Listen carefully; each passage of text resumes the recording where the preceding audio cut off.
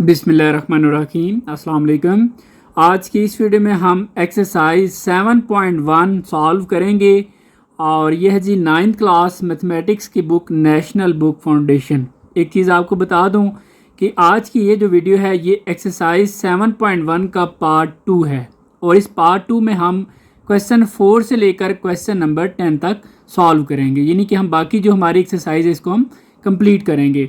और इस एक्सरसाइज का जो पार्ट 1 है वो ऑलरेडी अपलोड हो चुका है और उसमें हमने क्वेश्चन 1, 2 और 3 सॉल्व किया था और अभी आज हम क्वेश्चन 4 से 10 तक सॉल्व करेंगे। और स्टार्ट करने से पहले एक दो बातें कि आपको डिस्क्रिप्शन में टाइम कोड दिया होगा, आप जिस भी क्वेश्चंस को समझना चाहते हैं उस टाइम कोड की मदद से आप उस क्वेश्चन को समझ सकते हैं। इसके अलावा आपको एक और लिंक दिया होगा डिस्क्रिप्शन में, वो हमारा फजल एकेडमी का दूसरा चैनल है। अगर आप चाहते हैं कि एजुकेशन से रिलेटेड आपको अपडेट्स मिलती रहें तो आप उस चैनल को लाजमी सब्सक्राइब करें, इंशाल्लाह उसके ऊपर आपको तमाम अपडेट्स मिलती रहेंगी। बाकी जी अभी हम स्टार्ट करते हैं। क्वेश्चन नंबर 4 है हमारे पास, show that A B C and D. ये मैंने आपको एक्सरसाइज के बिल्कुल स्टार्ट में जो पार्ट 1 था उसमें बताया था कि ये एक पॉइंट है, ठीक है। इसी तरह ये 4 पॉइंट दिए हुए हैं और हमें ये कहा गया है कि चेक करें, शो करें कि या ये पॉइंट जो है are the vertices of a square, क्या ये स्क्वायर के वर्टिसेस हैं। अब स्क्वायर क्या चीज़ होती है ये भी आपको पता होना चाहिए। मैं आपके सामने एक रफ सी एक शेप बना देता हूँ, आपको जस्ट एक आइडिया हो जाएगा कि स्क्वायर इस शेप को कहते हैं। एक्चुअली वो शेप जिसकी चारों साइड्स आपस में इक्वल होती हैं उस शेप को हम कहते हैं स्क्वायर, ठीक है जी। अब हमने क्या करना है, प्रूव करना है कि ये जो 4 पॉइंट्स हैं A B C, let's suppose हम इसको ए कह देते हैं, इसको बी कह देते हैं, सी और डी, तो ये स्क्वायर के हैं। तो हमें क्या करना है, इस क्वेश्चन में करना क्या पड़ेगा। तो दो बातें आप लोगों ने ज़रा समझ लेनी है, ठीक है। मैं आपको एक आइडिया दे देता हूँ पूरे क्वेश्चन का, आपने करना क्या है इसमें। फर्स्ट ऑफ ऑल आपने ये देखना है जो अगर तो चारों साइड्स आपने फाइंड करनी है, जैसे ए बी सी डी और डी ए। जब आपके पास इन चारों का आंसर आ जाएगा तो अगर आपने देखना है कि ये चारों इक्वल होनी चाहिए, अगर तो इक्वल हैं तो वो स्क्वायर बनाएंगी, ठीक है। ऑल 4 साइड्स इक्वल, ठीक है। मैं लिख देता हूँ ऑल 4 साइड्स इक्वल, ठीक है। ये क्या होने चाहिए, इक्वल होने चाहिए। जस्ट एक आइडिया दे रहा हूँ, आपने क्वेश्चन को किस तरीके से लेकर चलना है।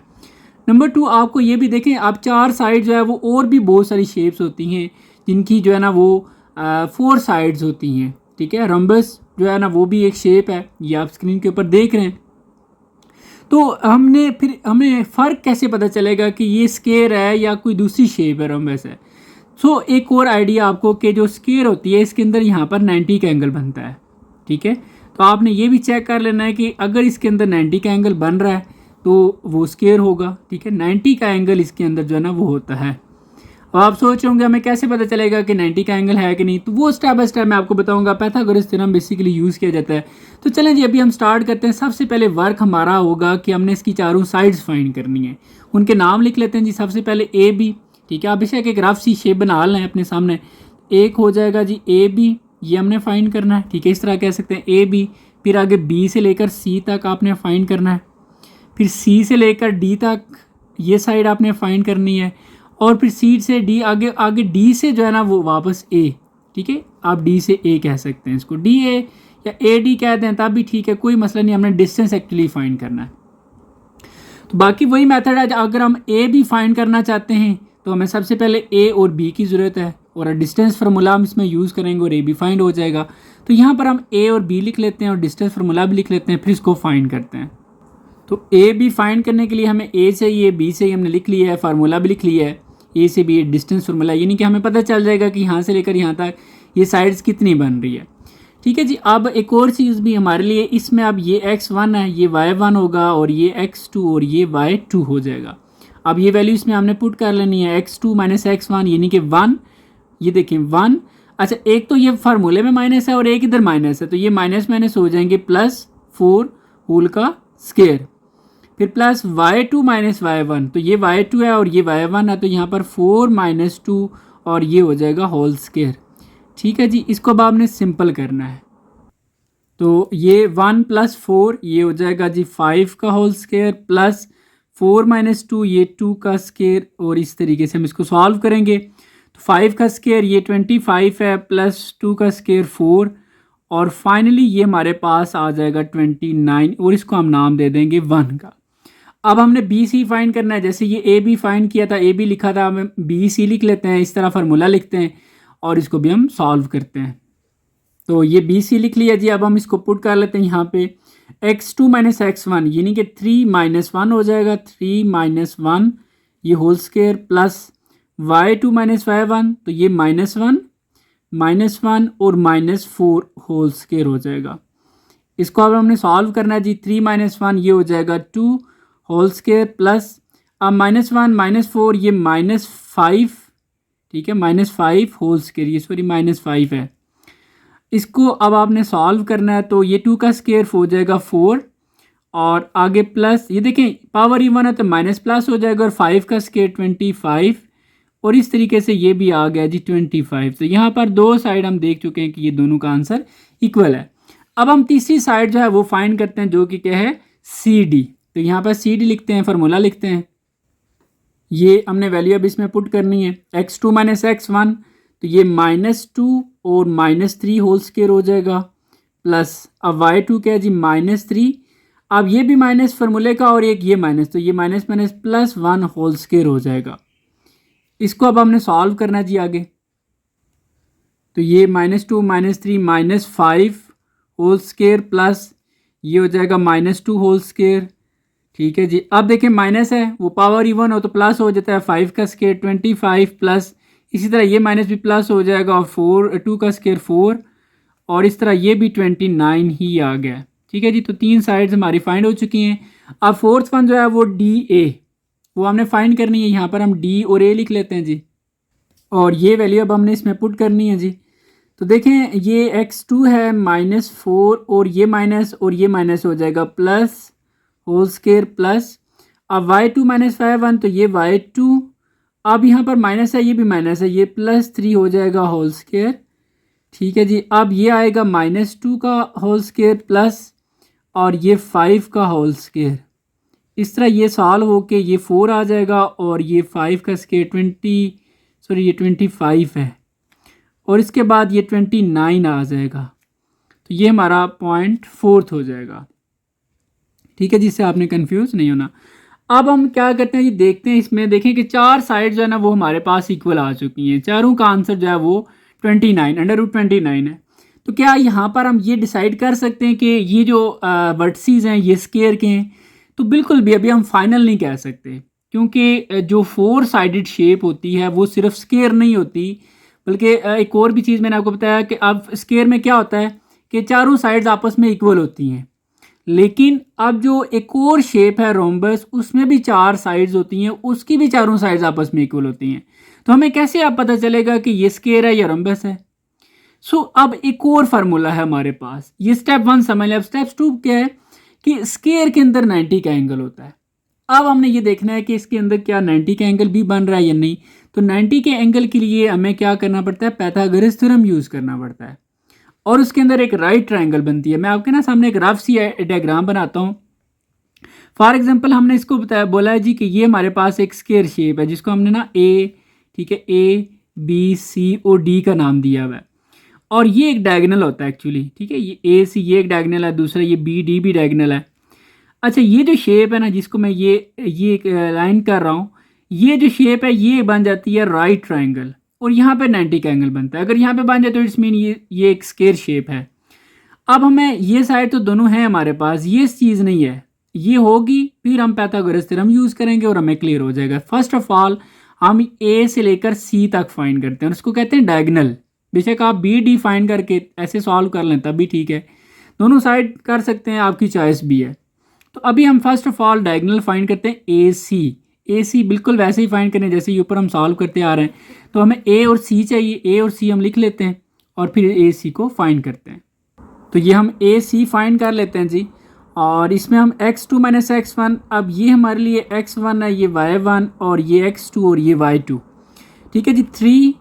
3 आप देखें माइनस इधर भी है इधर भी है, तो ये माइनस माइनस +4 होल स्केयर हो जाएगा, प्लस y2 माइनस y1, तो ये -1 -2 होल स्केयर। इसको अब हम सॉल्व करते हैं जी।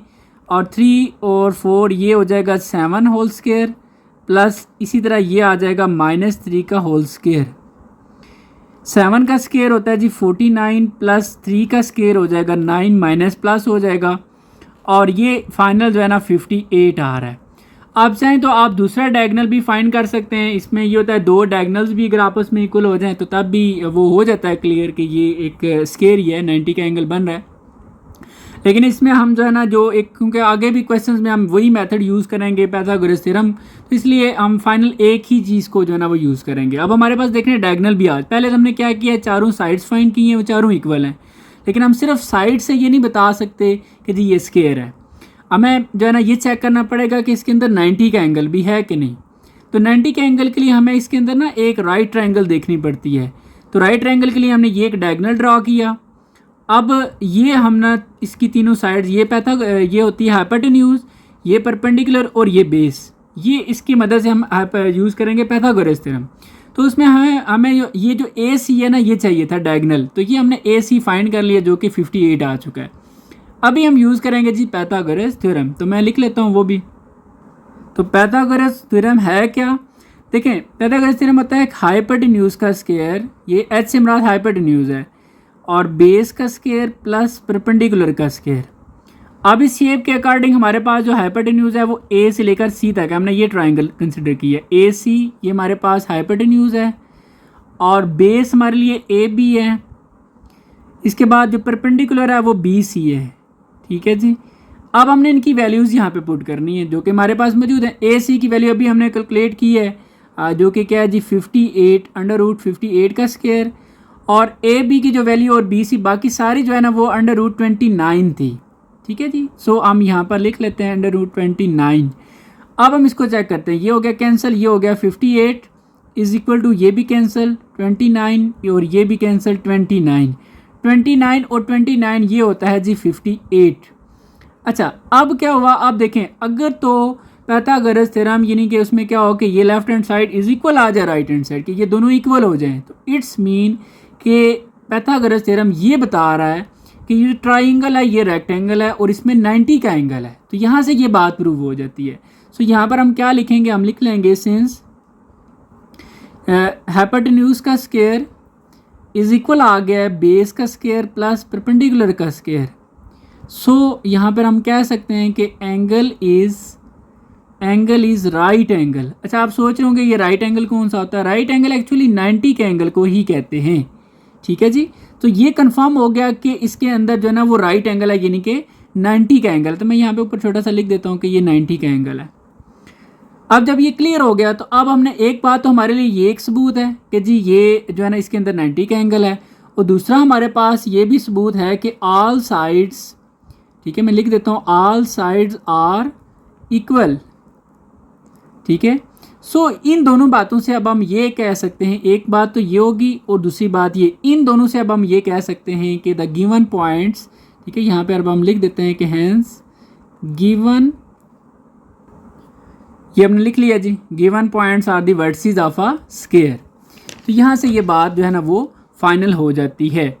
एक और चीज़ भी मैं यहाँ पे मेंशन कर देता हूँ जी कि ऑल साइड्स आर इक्वल, तो यहाँ पर ये भी बेशक आप लिख लें कि ए बी इक्वल है बी सी के, जो कि इक्वल है सी डी के, और ये इक्वल है डी ए के, ठीक है जी। तो ये चारों साइड्स आप हमारी क्लियर है।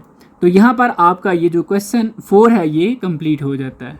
क्वेश्चन को एक दफ़ा समराइज कर देता हूँ कि फ़र्स्ट ऑफ ऑल आपने चारों साइड्स फाइंड करनी है। जब चारों साइड्स आपकी क्लियर हो जाएं तो उसके बाद आपने स्टेप 2 या फेज़ 2 कह लें, उसमें आपने डायगोनल फाइंड करना है, ठीक है जी। फर्स्ट फेज़ में आपने चारों साइड्स, सेकंड फेज़ में आपने डायगोनल फाइंड करना है, और इसके बाद आपने पाइथागोरस थ्योरम यूज़ करना है।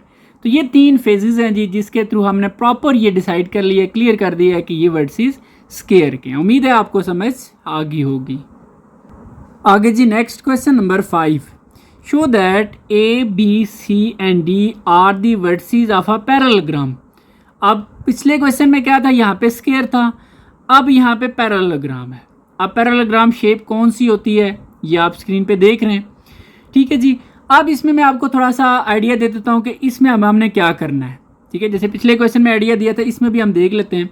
फर्स्ट ऑफ ऑल, ठीक है जी, opposite sides are equal. Parallelogram में ये होता है कि इसकी जो ऑपोजिट साइड्स होती हैं, मतलब ये वाली साइड इस साइड के इक्वल होगी, ठीक है, मैं इसको यूं कर देता हूँ, ये साइड इस साइड के इक्वल होगी और ये साइड इस साइड की इक्वल होगी। ये जो मैं लाइनें लगा रहा हूँ ना, एक दो, इसका मतलब है यहाँ पर जो एक लाइन लगी हुई है, ये लाइन आप, ये दो साइड्स इक्वल हैं।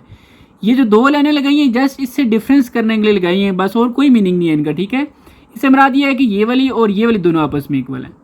तो ये पैरेललोग्राम में ये चीज़ होती है कि अपोजिट साइड्स इसमें इक्वल होती हैं। लेकिन इसमें एक और बात भी है कि एक ऐसी शेप और भी होती है पैरेललोग्राम के अलावा जिसमें अपोजिट साइड्स इक्वल होती हैं, तो वो होती है रेक्टेंगल। तो सिर्फ ये साइड से हमें नहीं पता चलेगा कि ये पैरेललोग्राम है, ठीक है। फिर हमें एक क्या करना पड़ेगा कि हमें ये भी देखना पड़ेगा क्या इसके अंदर 90 का एंगल है या नहीं। तो पैरेललोग्राम के अंदर ये होता है कि 90 का एंगल नहीं होता, यहाँ पे जो एंगल बनता है वो ग्रेटर देन 90 का होता है, ठीक है। तो फिर वो चेक करने के लिए ये कैसे चेक होगा, ये यहाँ पे यूज़ होगा पाइथागोरस थ्योरम। तो ये कुछ कहानी बिल्कुल वैसी ही है। हमने सबसे पहला जो काम करना है वो साइड्स पे काम करना है, चारों साइड्स फाइंड करनी है और देखना है कि क्या अपोजिट साइड्स इसकी इक्वल हैं भी या नहीं। अब चारों साइड्स कौन कौन सी हैं जी, देखें, एक साइड है ए बी, मैं लिख लेता हूँ यहाँ पे ताकि आपको आइडिया हो जाए। एक हमारे पास ए बी है और इसके अगर ऑपोजिट की बात करें तो हमारे पास ए बी और बिल्कुल इस यहाँ से हमने स्टार्ट किया ना ए बी, इधर से आप डी सी कर लें। वैसे आप कर सकते हैं सी डी भी, आपकी चॉइस है, कोई मसला नहीं है, ठीक है। हमने क्योंकि सिर्फ डिस्टेंस ही चेक करना है ना, तो आप डी सी कर लें, ठीक है। सी डी भी आप कह सकते हैं इसको। अच्छा, फिर हमने देखना है जी कि ए डी, तो हमने ए डी देखना है। ए डी के अपोजिट जो साइड है वो बी सी है, तो बी सी हम देखेंगे। तो ये जो है ना, ये दोनों और ये दोनों आपस में इक्वल होने चाहिए। तो first of all A B find करने के लिए हमने क्या करना है जी, यहाँ पे ए बी लिखते हैं, फार्मूला लिखते हैं। बाकी जो मेथड है वही डिस्टेंस फार्मूला हम यूज़ कर रहे हैं वैसा ही है। तो ये हमारे पास जी x1 होगा, ये y1, x2 और ये y2। ये वैल्यूज़ आप इसमें हम पुट कर लेते हैं। तो x2 माइनस x1 तो 0। अब देखिए एक माइनस ये एक माइनस ये है, तो ये माइनस माइनस प्लस हो जाएगा, ठीक है। अब y2 माइनस y1 तो ये -2 और ये माइनस हो जाएगा +1 होल स्क्वायर। इसको अब हमने सॉल्व करना है मज़ीद। तो देखें 0 + 4 ये हो जाएगा 4 का स्क्वायर प्लस -2 + 1 तो ये -1 का स्क्वायर। इसको मज़ीद सॉल्व करें तो 4 का स्क्वायर 16 और 1 का स्क्वायर 1 आएगा और माइनस पावर इवन होने की वजह से प्लस हो जाएगा। तो ये फाइनल जो है ना, ये √17 आ जाएगा। इसको बेशक आप नाम दे दें 1 का। अब हमने दूसरी साइड फाइंड करनी जी, डी सी। वैसे जो आप तरतीब कर रहे होते हैं जैसे A B, B C, C D, D A, आप वैसे भी कर सकते हैं। ये परेशान नहीं हो जाना कि जी अब हमने पिछले क्वेश्चन में हमने ऐसे किया था, अब हमने ये कुछ और कर लिया। तो आपकी चॉइस है, कोई मसला परेशानी वाली बात नहीं, ठीक है। आप बेशक ए बी फाइंड करें, फिर बी सी फाइंड करें, फिर सी डी फाइंड करें, फिर डी ए फाइंड करें, बात एक ही है। तो जस्ट मैं क्योंकि आपको अपोजिट साइड कहा था इसलिए मैं इसका वही साइड फाइंड कर ये किया है, फिर ये कर रहा हूँ, फिर इस तरह ये करके ये फाइंड कर लेंगे, ठीक है। इसमें आपने परेशान नहीं होना चीज़ों से। अभी हम फाइंड करते हैं जी डी सी, ठीक है जी। हम डी सी फाइंड करने लगे। इसको आप सी डी भी कह सकते हैं, लेकिन एक बात ख्याल रखना है कि अगर आप इसको सी डी कहते हैं तो फिर सी पहले लिखना है और डी बाद में लिख लेना, ठीक है। जो तरतीब यहाँ पे होगी वही फिर कर लेनी है। अब हमने इसमें वैल्यू पुट करनी है जी, x2 माइनस x1 तो ये 6 - 2, ठीक है, 6 - 2 whole square plus y2 minus y1 तो ये 1 - 2 होल स्क्वायर। इसको अब हमने सॉल्व करना है। तो 6 - 2 ये हो जाएगा जी 4 का स्क्वायर प्लस ये -1 का स्क्वायर और ये आगे फाइनल हो के 4 का स्क्वायर हमारे पास आता है जी 16 प्लस और ये आ जाएगा 1, तो ये 16 और 1 ये हो गया जी 17। इसको बेशक आप नाम दे दें 2 का। देखें ये वैसे जो अपोजिट साइड हम कह रहे थे वो इक्वल ही हो चुकी हैं। अब हमने फाइंड करना है जी ए डी। अब ये वैल्यू इसमें पुट कर लेते हैं जी, x2 माइनस x1 तो 2 माइनस प्लस 4 हो जाएगा और इसी तरह y2 माइनस y1 2 + 1 हो जाएगा, ठीक है, ये भी माइनस है। तो अब इसको देखें तो ये हो जाएगा जी 6 का स्क्वायर प्लस ये हो जाएगा 3 का स्क्वायर, इसी तरह 6 का स्क्वायर 36 प्लस 3 का स्क्वायर होता है जी 9 और इन दोनों को आप ऐड करें तो ये हो जाएगा 45। इसको मज़ीद सॉल्व करना चाहें तो ठीक है, नहीं तो ज़रूरत नहीं है। अब जो लास्ट 4 साइड है जी वो हमने फाइंड करनी है, जो कि क्या है बी सी। तो ये हम इसमें अब वैल्यूज़ पुट कर लेते हैं जी, x2 minus x1 6 - 0 whole square plus y2 minus y1 1 + 2 हो जाएगा और होल स्क्वायर। ठीक है जी। अब ये हो जाएगा 6 का स्क्वायर प्लस ये 3 का स्क्वायर। इसके आगे मज़ीद देखें तो 6 का स्क्वायर 36 प्लस 9 और 36 प्लस 9 ये हो जाएगा जी 45। ठीक है, और ये हो गया फोर्थ। अब देखें, अब चारों साइड्स हमारे पास आ चुकी हैं और इन चारों से हम ये कह सकते हैं, यहाँ पर हम लिख भी सकते हैं जी फ्रॉम, हमने किससे रिजल्ट निकाला, फ्रॉम 1 2 3 एंड 4, यानी कि जो हमारे पास ये जिनको हम नाम दिया था 1 2 3 4, इनसे हमने क्या देखा कि ए बी जो है, जो साइड ए बी है ये इक्वल है डी सी के, और इसी तरह जो ए डी है ये इक्वल है जी बी सी के। यानी कि जो हमारे पास ये शेप हमने रफ सी बनाई थी, इसके अकॉर्डिंग ए बी इक्वल है जी डी सी के। ठीक है, तो ये अपोजिट साइड है। इसी तरह ए डी इसके अपोजिट बी सी है, तो ये भी आपस में इक्वल हो चुकी हैं। लेकिन हम यहाँ से सिर्फ ये नहीं कह सकते कि ये पैरेललोग्राम है, क्योंकि ये कंडीशन बिल्कुल के अपोजिट साइड इक्वल होना ये तो रेक्टेंगल में भी होता है। ठीक है, तो अभी हम कह नहीं सकते कि जी ये पैरेललोग्राम है। अभी हमने ये चेक करना है कि इसके अंदर जो एंगल है वो कौन सा है। अब रेक्टेंगल के अंदर 90 का एंगल बनता है और पैरेललोग्राम के अंदर 90 का एंगल नहीं बनता, क्योंकि यहाँ पे एंगल जो है वो 90 से ग्रेटर होता है। सो अब हमने यूज़ करना है जी पाइथागोरस थ्योरम। लेकिन पाइथागोरस थ्योरम यूज़ करने के लिए भी हमें चाहिए होती है एक ट्राइंगल, राइट ट्राइंगल। ठीक है, और इसमें अगर हम देखें तो यहाँ पर हम एक डायगोनल ड्रॉ कर लेते हैं ए सी। तो ए बी सी ये हमारे पास एक राइट ट्राइंगल बनेगी और हमने सबसे पहले ना ए सी फाइंड करना है। तो ये हमारा हाइपोटेन्यूज होगा, ये बेस होगी और ये परपेंडिकुलर होगा। इससे हमने पाइथागोरस थ्योरम यूज़ करना है। सो अभी हम फाइंड करते हैं सेकंड फेज, हम समझ लें कि डायगोनल फाइंड करते हैं ए सी। तो डायगोनल ए सी फाइंड करना है, ये ए की वैल्यू है और ये सी की है। ठीक है, ये 6 और 1 है। तो अब हमने इसकी वैल्यू पुट कर लेनी है। ये x1 है, ये y1, ये x2 और ये y2। अच्छा देखें, x2 माइनस x1, तो ये 6 माइनस और ये माइनस प्लस 4 होल स्क्वायर हो जाएगा, प्लस अब y2 यानी कि 1 माइनस और ये भी माइनस, ये प्लस 1 होल स्क्वायर हो जाएगा। इसको अब सॉल्व कर लेते हैं जी। और देखें 6 और 4 ये हो जाएगा 10 का होल स्क्वायर प्लस 1 ये 2 होल स्क्वायर। इसको अगर सॉल्व करें तो 10 का स्क्वायर 100 प्लस 2 का स्क्वायर 4 और ये हो जाता है जी 104। ये हमारे पास डायगोनल आ चुका है 104। अब हमने यूज़ करना है पाइथागोरस थ्योरम। ठीक है जी, तो पाइथागोरस थ्योरम क्या है जी, हमारे पास हाइपोटेन्यूज का square is equal to base का स्क्वायर प्लस परपेंडिकुलर का स्क्वायर। ठीक है, और इस शेप के अकॉर्डिंग ये सही नहीं बनी हुई, ठीक है, रफ सी बनाई है। तो हाइपोटेन्यूज जो है वो हमारे पास ए सी का स्क्वायर है, तो यहाँ पर ए सी का स्क्वायर इज इक्वल टू, और बेस हमारे पास ए बी का स्क्वायर है प्लस परपेंडिकुलर हमारे पास बी सी का स्क्वायर है। ठीक है जी, अब हम देखते हैं इसको। अब ए सी की जो वैल्यू है वो हमारे पास अभी हमने ये फाइंड की हुई है 104 होल स्क्वायर है, और ए बी की जो वैल्यू है वो हम चेक कर लेते हैं जी। ए बी की जो है वो √17 है और बी सी की जो है वो 45 है। ठीक है जी, √45 होल स्क्वायर।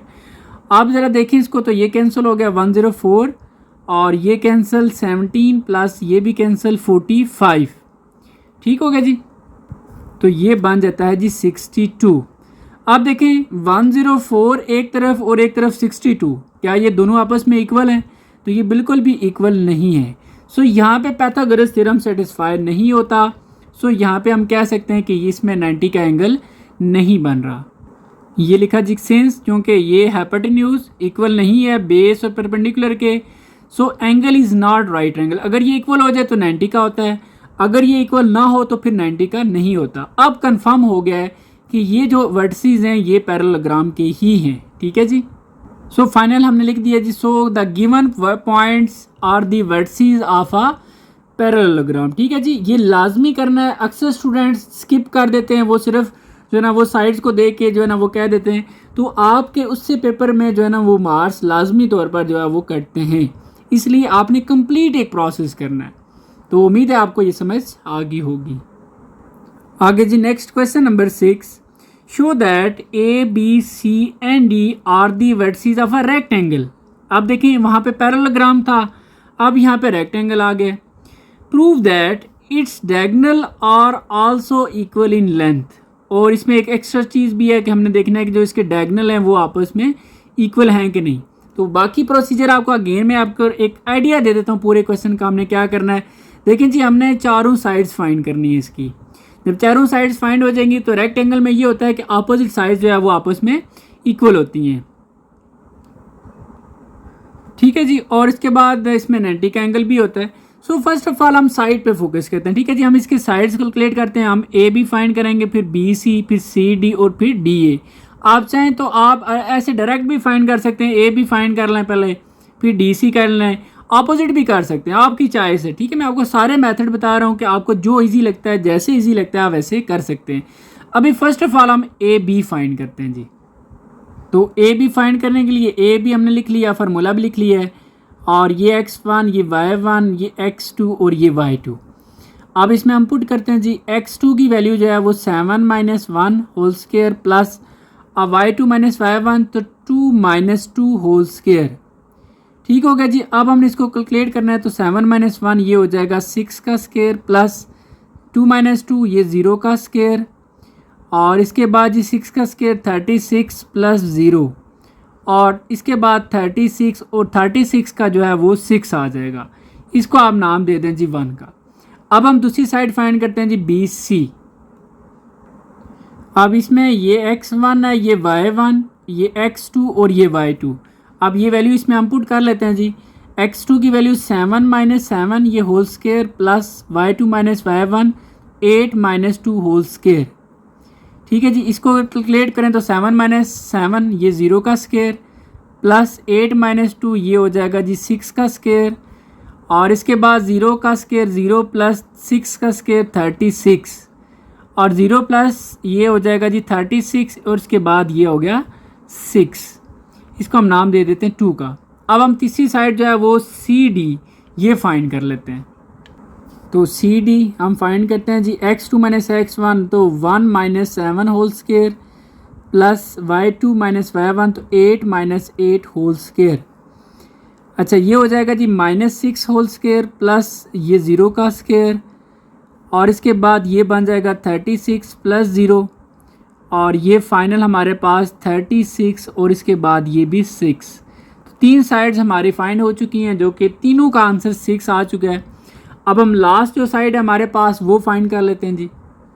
तो हम देखते हैं जी, इसमें x2 1 - 1 whole square plus y2 y2 - 8, और ये हो जाएगा जी 0 का स्क्वायर प्लस आगे -6 होल स्क्वायर, और इसके बाद ये 0 का स्क्वायर 0 प्लस 36, और ये जी 36, और इसके बाद ये भी 6 आ रहा है।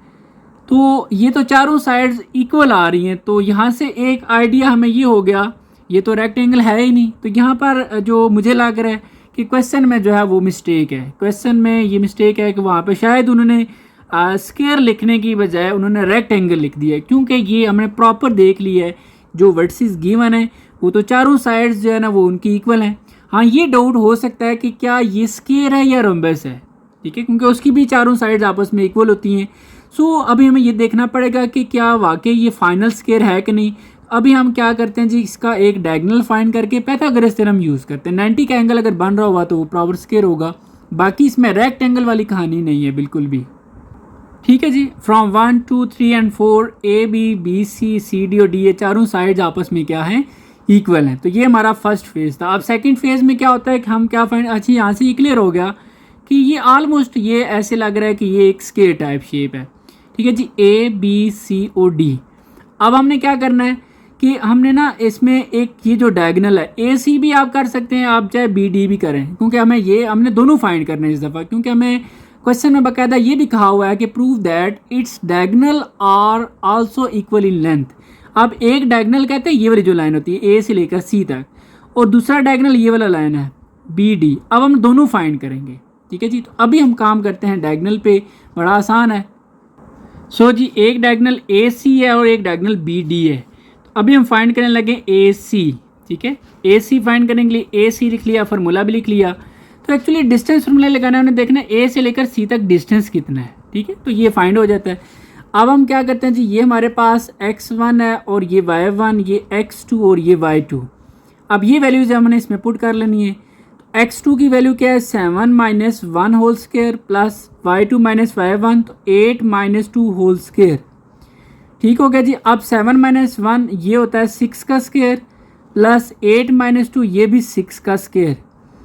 अब 6 का स्क्वायर 36 प्लस 36 तो ये हमारे पास फाइनल जो देखा जाए तो 72 बन रहा है। ठीक है जी। तो ये एक डायगोनल फाइंड हो चुका है। अब हमने दूसरा डायगोनल जो है वो बी डी ये फाइंड करना है और ये वैल्यूज इसमें पुट करते हैं जी। x2 माइनस x1 तो 1 minus 7 whole square plus y2 minus y1 तो 8 माइनस 2 होल स्क्वायर। ठीक है जी। और इसमें हमने देखना है कि ये हो जाएगा -6 होल स्क्वायर प्लस ये भी 6 का स्क्वायर और दोनों का आंसर 36 प्लस 36 आएगा जी, क्योंकि ये माइनस जो है ना वो इवन पावर की वजह से प्लस हो जाता है। और इसके बाद ये हो जाएगा 72। अच्छा, एक तो हमें डायगोनल की ज़रूरत भी थी क्योंकि हमने आगे पाइथागोरस थ्योरम यूज़ करना है, और दूसरा हमें डायगोनल का कहा गया है कि आप चेक करें कि क्या ये दोनों डायगोनल्स आपस में इक्वल हैं या नहीं। तो यहाँ से क्लियर हो गया कि ये डायगोनल्स आपस में क्या हैं, इक्वल हैं। सो हमने लिख लिया जी कि diagonals are equal in length, क्योंकि दोनों की जो लेंथ देखी जाए तो वो इक्वल है। अब हमने क्या करना है जी, हमने ये चेक करना था कि इसमें 90 का एंगल भी बन रहा है या नहीं, क्योंकि वो क्लियर हो जाए कि ये स्क्वायर बन रहा है या रोम्बस है, कौन सी शेप है। सो हमने अभी यूज़ करना है जी पाइथागोरस थ्योरम। तो इसके अकॉर्डिंग देखें तो ये जो शेप है इसमें ABCD हमने ये वाला जो डायगोनल कंसिडर करके ना, तो ये एक जो राइट ट्रायंगल हम बना लेंगे। ठीक है, आप दूसरी भी कर सकते हैं BD वाली। तो ABC ये हमने चेक करना है कि यहाँ पे 90 का एंगल बन रहा है या नहीं। तो हम यूज़ करेंगे जी, now we use Pythagoras theorem. और पाइथागोरस थ्योरम ये है कि हाइपोटेन्यूज का स्क्वायर, H से मुराद हाइपोटेन्यूज का square is equal to base का स्क्वायर प्लस परपेंडिकुलर का स्क्वायर। और इस शेप के अकॉर्डिंग हाइपोटेन्यूज जो है वो A से लेकर C तक है, और बेस जो है वो AB है, और परपेंडिकुलर जो है वो BC है। अब हमने इनकी वैल्यूज़ यहाँ पे पुट कर लेनी है। तो AC जो डायगोनल है ये भी हमने फाइंड किया है, ये हमारे पास 72 आ चुका है, 72 का होल स्क्वायर। और आगे AB की जो वैल्यू है वो हमारे पास 6 है, क्योंकि सारी साइड जो है ना वो 6 थी, और BC जो है ये भी 6 है। ये हो गया कैंसिल, ये 72 इज इक्वल टू 6 का स्क्वायर, ये बन रहा है 36 प्लस 36, और ये फाइनल दोनों का ऐड करें तो ये 72। तो यहाँ पर दोनों साइड्स इक्वल हो गई हैं। तो यहाँ से ये क्लियर हो गया कि ये यहाँ पे इसके अंदर 90 का एंगल बन रहा है। जब 90 का एंगल बन रहा है तो ये बिल्कुल फाइनल हो गया अब कि ये स्क्वायर ही है, क्योंकि चारों साइड्स भी इक्वल हैं और 90 का एंगल भी बन रहा है। सो फाइनल हो गया कि ये हमारे पास स्क्वायर। हम इसका कुछ डाटा यहाँ पर लिख लेते हैं। सो जी, एज नंबर 1 पे हमने लिखा है कि ऑल साइड्स आर इक्वल, इसकी चारों साइड्स आपस में इक्वल हैं। ठीक है, यहाँ पे ये भी मेंशन कर देते हैं कि ये कौन कौन सी हैं, AB BC CD और DA, और चारों का आंसर 6 है। दूसरा, एंगल इज़ राइट एंगल, क्योंकि यहाँ से ये बात प्रूव हो गई है। सो फाइनल रिजल्ट हमारा क्या निकला कि so the given points are the vertices of a square. तो ये स्क्वायर शेप होगी जी। ठीक है, उम्मीद है कि आपको समझ आ गई होगी। आगे जी next question number 7, show that ABC and D are the vertices of a square. अब ये क्वेश्चन बिल्कुल एग्जैक्ट क्वेश्चन 6 की तरह ही है। वहाँ पे रेक्टेंगल उन्होंने तो बाय मिस्टेक दिया हुआ था, वो तो स्क्वायर था। Also show that the length of its diagonal is same. बिल्कुल वही मेथड, वही प्रोसीजर, स्टेप बाय स्टेप आपने सारा कुछ वैसा ही करना है। तो सबसे पहले हम क्या करते हैं कि जी हम इसकी जो चारों साइड्स हैं वो फाइंड करते हैं और देखते हैं क्या वो आपस में इक्वल हैं या नहीं। यहाँ पे इसके अकॉर्डिंग क्योंकि शो दैट कहा गया तो इट्स मीन इसकी चारों साइड्स आपस में इक्वल होनी चाहिए। हम कौन सी चारों साइड्स फाइंड करेंगे, AB BC फिर CD और फिर DA। आप चाहें तो आप अपनी मर्ज़ी के AB कर लें, DC कर लें, किसी भी तरतीब से कर सकते हैं। ठीक है, सो हम यहाँ पे लिख लेते हैं जी कि हमने AB फाइंड करना है, और इसके बाद हमने BC फाइंड करना है, और CD फाइंड करना है, और DA फाइंड करना है। तो ये चारों साइड्स फाइंड करनी है, ये कर लेते हैं, फिर आगे देखते हैं कि आपने क्या करना है। तो सबसे पहले AB फाइंड करना है। AB के लिए हम यहाँ पर लिखते हैं AB, डिस्टेंस फार्मूला लिख लेते हैं और इसको फिर सॉल्व करते हैं। तो ये वैल्यू हम इसमें पुट करते हैं जी, x2 - x1, तो ये 7 - 4 होल स्क्वायर प्लस अब y2 माइनस y1 तो 2 माइनस 2 होल स्क्वायर, ठीक हो गया जी। इसके बाद ये हो जाएगा 3 का स्क्वायर प्लस 2 माइनस 2 ये 0 का स्क्वायर, और 3 का स्क्वायर ये होगा 9 प्लस 0 का स्क्वायर 0, तो 9 plus 0 9 which is equal to 3। तो ये हमारे पास आ चुका है जी इसका आंसर 3। अब हम दूसरी जो साइड है बी सी ये फाइंड कर लेते हैं। तो ये जी हमने इसमें वैल्यू पुट कर लेते हैं x2 माइनस x1 तो 7 minus 7 whole square plus y2 minus y1 तो ये 5 माइनस 2 होल स्क्वायर, ठीक है जी। अब 7 माइनस 7 ये 0 का स्क्वायर प्लस 5 माइनस 2 ये हो जाएगा 3 का स्क्वायर।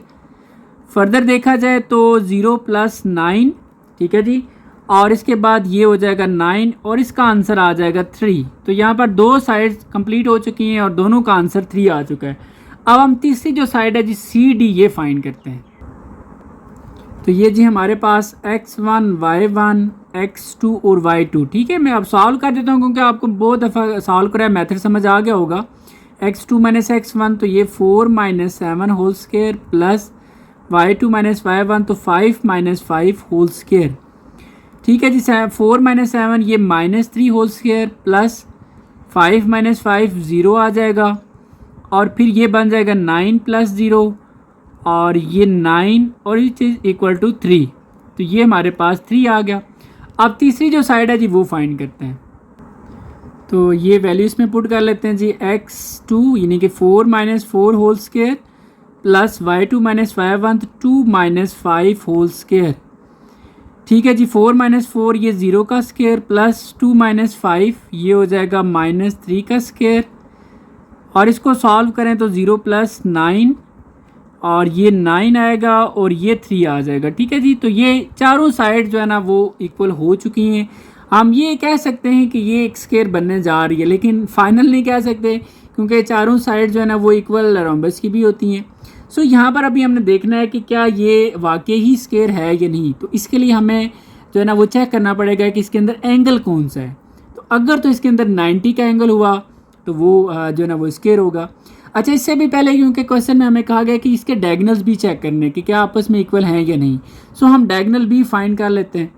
तो यहाँ पर ये हमने लिख लिया है कि from 1 2 3 and 4 A B B C C D और डी इक्वल है 3 के, यानी कि ऑल साइड्स इसकी क्या आपस में इक्वल हैं। अभी हम इसके फाइंड करते हैं जी डायगोनल्स। तो डायगोनल्स में एक डायगोनल है जी ए सी और दूसरा डायगोनल है बी डी। सबसे पहले हम ए सी फाइंड करते हैं। तो हमने ये भी चेक करना है कि ये आपस में इक्वल हैं या नहीं, क्योंकि क्वेश्चन में कहा हुआ है।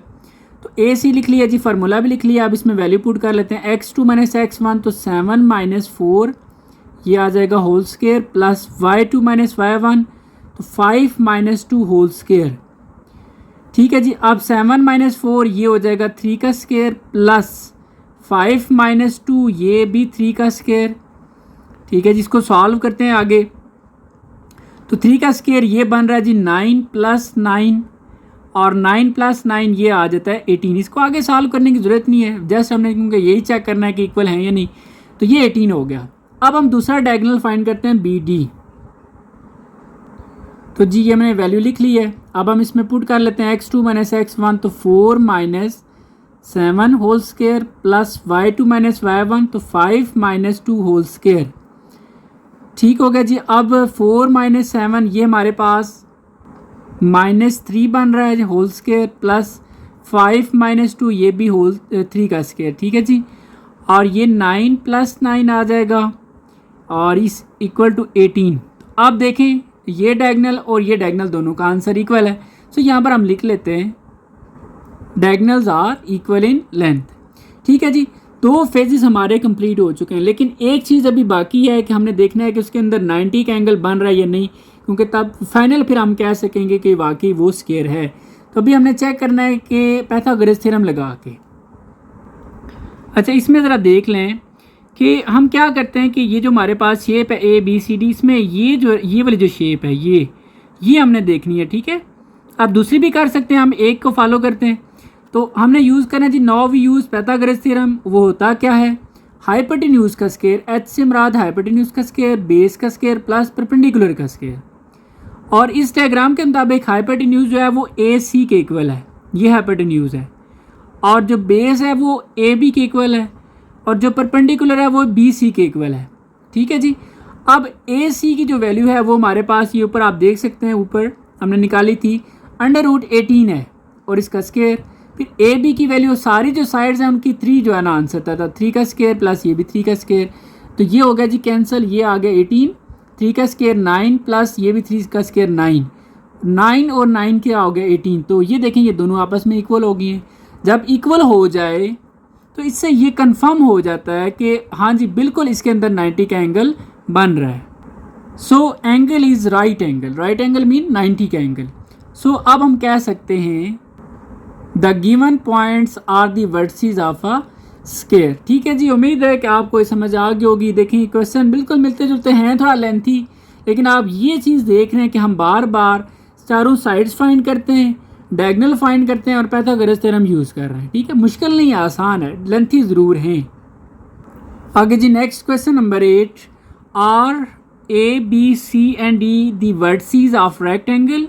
ये क्वेश्चन आपसे पूछा गया। ठीक है, इसका आंसर आपने येस नो में भी बताना है, सॉल्व कर, ठीक है, डायरेक्ट नहीं बता देना, आप सॉल्व करेंगे। और अब सॉल्व करने का तरीका क्या है, देखिए आप रेक्टेंगल है, वही मेथड है कि जी आपने इसकी चारों साइड्स फाइंड करनी है, फिर देखना है क्या इसकी अपोजिट साइड्स आपस में, रेक्टेंगल में ये होता है कि अपोजिट साइड्स आपस में इक्वल होती हैं। ठीक है, उसके बाद फिर आपने ये भी चेक करना होता है कि इसमें 90 का एंगल बन रहा है, यानी क्योंकि अपोजिट साइड तो पैरेललोग्राम में भी इक्वल होती हैं। सो फिर हमें एक और जो है ना वो उसमें स्टेप यूज़ करना पड़ता है कि 90 का एंगल देखना पड़ता है। ठीक है जी, और फिर उसमें हम डायगोनल भी फाइंड करते हैं। मेथड वही प्रोसीजर है सर, एक एक्स्ट्रा चीज़ इसमें है कि आपने अब जो ये जो पॉइंट्स हैं इनको आपने ग्राफ पेपर के ऊपर प्लॉट भी करना है। मैं आपको सिखाऊंगा जी कि आपने कैसे प्लॉट करना है, इनको ग्राफ पेपर भी सिखा दूंगा, इसी तरह पेज पे भी सिखा दूंगा, दोनों चीज़ें आपको सिखा दूंगा। ठीक है, आपने परेशान नहीं होना जी। बस अभी हम स्टार्ट करते हैं जी। फर्स्ट ऑफ ऑल हम इसके जो पॉइंट्स हम फाइंड करते हैं साइड्स ए बी। ठीक है, शेप बना लेते हैं जी, सपोज कर लेते हैं कि ये एक रफ सी शेप है और ये एक रेक्टेंगल है, इसको नाम दे दिए जी ए बी सी और डी। इसमें ये देखना है कि ये साइड और ये साइड इक्वल होनी चाहिए। ठीक है, ऐसे कर लेते हैं, और ये साइड इस साइड के इक्वल होनी चाहिए। सो अभी हम फाइंड कर लेते हैं जी ए बी। वैसे आप चाहें तो ए बी करें, डी सी कर लें, या जैसे आप करते आ रहे हैं A B B C C D और डी ए, वैसे ही कर लेते हैं। ठीक है, तो अभी हम फाइंड करेंगे जी ए बी, दूसरा फिर बी सी। ठीक है जी, बी सी हमने फाइंड करना है, फिर सी डी हमने फाइंड करना है, और इसके बाद डी ए हमने फाइंड करना है। ठीक है जी, चारों साइड्स फाइंड कर लेनी है। अब ए बी कैसे फाइंड होगी, ए बी लिखें, फिर डिस्टेंस फार्मूला इस पर यूज़ करेंगे हम। तो ये हमने ए बी लिख लिया, फार्मूला भी लिख लिया है, x2 माइनस x1, तो 1 माइनस मैंने देखिए ये भी माइनस और ये माइनस, ये हो जाएगा +6 whole square plus y2 minus y1 2 minus 2 whole square. ठीक है जी, इसको सॉल्व करते हैं तो ये 6 और 1 ये 7 होल स्क्वायर प्लस ये हो जाएगा 0 का स्क्वायर, और इसके बाद 7 का स्क्वायर 49 प्लस 0 का स्क्वायर 0, और ये 49 और 49 का जो स्क्वायर रूट है वो इक्वल है 7 के। तो ये आपके पास आ गया 7। अब अपने दूसरी साइड फाइंड करनी है जी बी सी। तो ये जी बी सी, अब x2 माइनस x1, तो ये 1 minus 1 whole square plus y2 minus y1, तो 5 माइनस 2 होल स्क्वायर। ठीक है जी, 1 माइनस 1 ये 0 का स्क्वायर प्लस 5 माइनस 2 ये हो जाएगा 3 का square, and which is equal to ये हो जाएगा 0 प्लस 9, और ये 9 और ये आ जाएगा 3, इसको आप नाम दे दें 2 का। अब हमने तीसरी साइड फाइंड करनी है जी सी डी, फिर डी ए फाइंड करते हैं। ठीक है जी, अब ये हो जाएगा x1 y1 x2 और y2, वैल्यूज इसमें पुट कर लेते हैं जी। x2 माइनस x1, तो -6 माइनस 1 होल स्क्वायर प्लस और 5 माइनस 5 होल स्क्वायर। ठीक है जी, इसको सॉल्व करें तो ये -7 होल स्क्वायर प्लस 0 का स्क्वायर, ये हो जाएगा 49 प्लस 0, और ये 49 और ये आ जाएगा 7। ठीक है जी, इसको आप नाम दे दें 3 का। अब हम लास्ट जो साइड है वो फाइंड करते हैं। ठीक है जी, डी ए फाइंड कर लेते हैं। x2 माइनस x1, तो -6 माइनस माइनस +6 होल स्क्वायर, और फिर -2 और -5 होल स्क्वायर। ठीक है जी, ये हो जाएगा 0 का स्क्वायर, और ये हमारे पास -7 का स्क्वायर, इसके बाद 0 + 49 और ये भी बनेगा जी 49, ठीक है, और इसके बाद ये आ जाएगा 7, तो ये हो गया 4। अच्छा, एक मिस्टेक हमने की है कि ये जो ए पॉइंट है ये +2 है, ठीक है, ये -2 नहीं है। सो यहाँ पे ये +2 आएगा और इसके बाद यहाँ पर जो है ना आपका आंसर आ जाएगा -3, और -3 का जो स्क्वायर होता है वो होता है 9, 0 + 9, ये आपके पास सिंपल 9 आएगा, और 9 का जो आ गया वो 3 आ जाएगा, ठीक है जी। तो ये अब आपने ज़रा देख लेना है। अब हम यहाँ पे देखते हैं कि अपोजिट साइड जो है वो आपस में इक्वल है।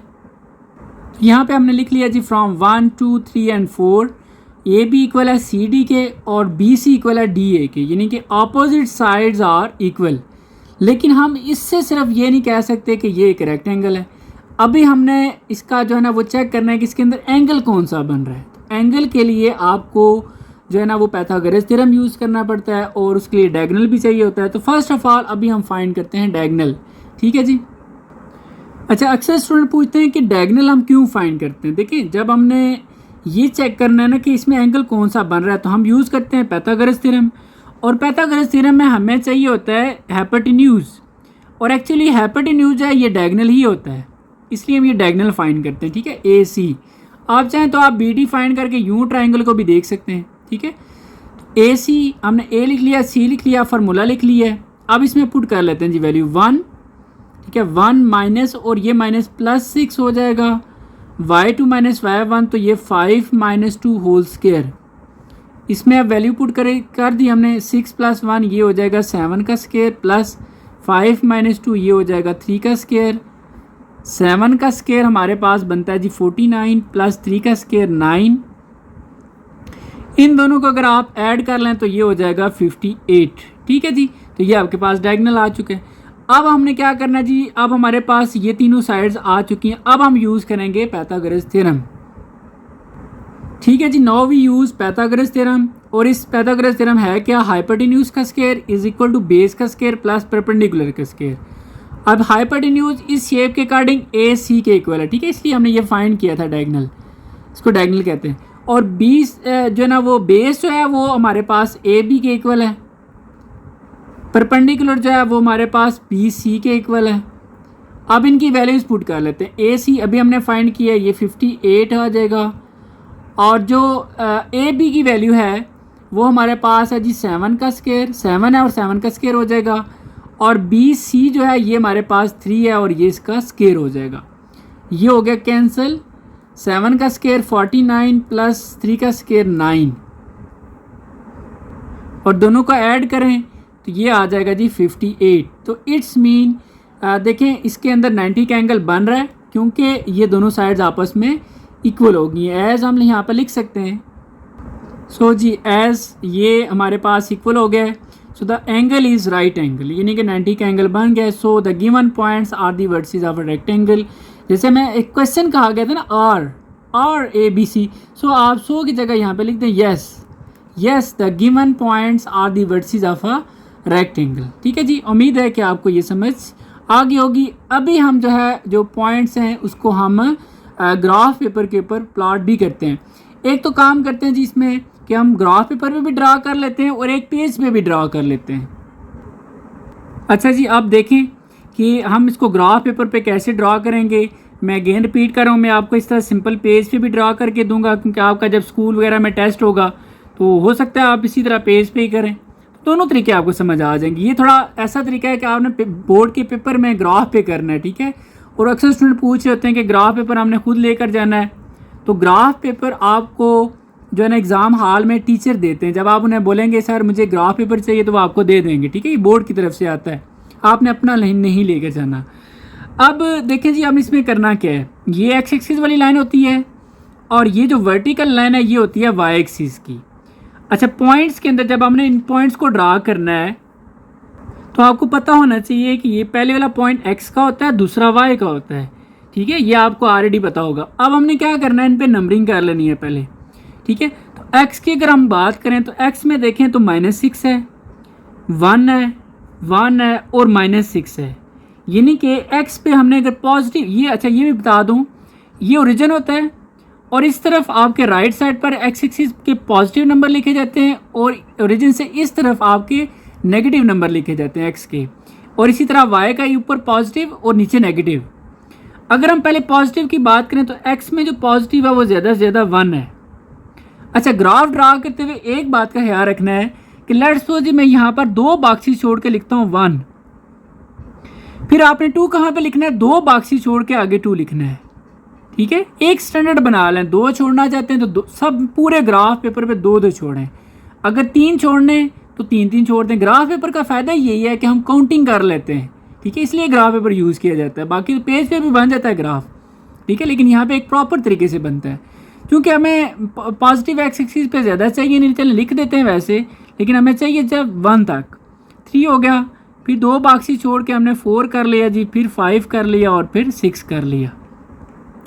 अब हम नेगेटिव पे ड्रा करते हैं। नेगेटिव में मैंने देखा कि एक्स पे हमें -6 तक नंबर चाहिए, तो यहाँ पे हमने क्या करना है, 2 बॉक्सेस छोड़ के -1, फिर इसी तरह ये -2, फिर -3। एक बात का मैं बार बार रिपीट कर रहा हूँ, ख्याल रखना है कि जो बॉक्सेस में आपका ये जो गैप है वो 2 बॉक्सेस का है हमारा।